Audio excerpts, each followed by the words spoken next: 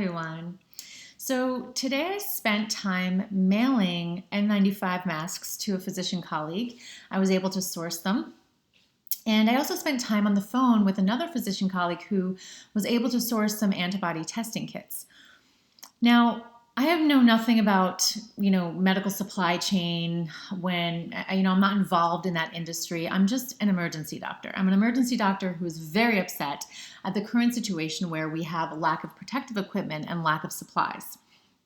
Now, why is it that me, a lowly emergency physician, has to find N95 masks for my friends in order to allow them to protect themselves from this deadly virus? Why is it that my friend, who's also an emergency physician, has had to find antibody testing kits in order to ensure that him and his friends are able to be tested to understand their antibody status? This is a very complex issue, but the true underlying cause lies in third-party administrators controlling the supply chain of medical equipment and goods. Now, third-party administrators, what are we talking about?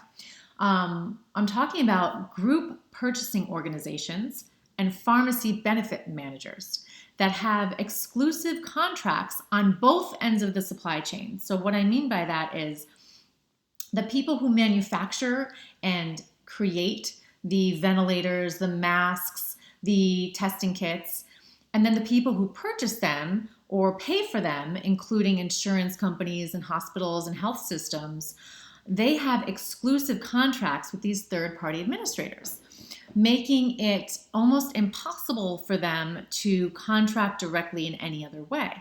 Now, why is this allowed? There is a law called the Safe Harbor Law.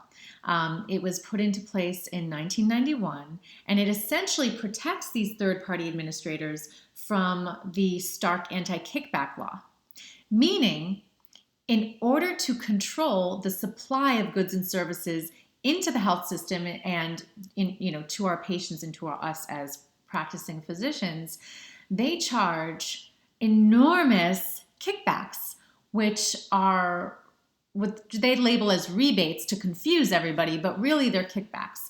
So this is why we have no PPE, because the cost for the manufacturer of the PPE to push it through the supply chain is so enormous that it's not worth it for them. And because they've signed these exclusive agreements, they're not allowed to distribute it in any other way other than through these organizations. So this is why we have a shortage of PPE. This is why we have shortages in healthcare in general.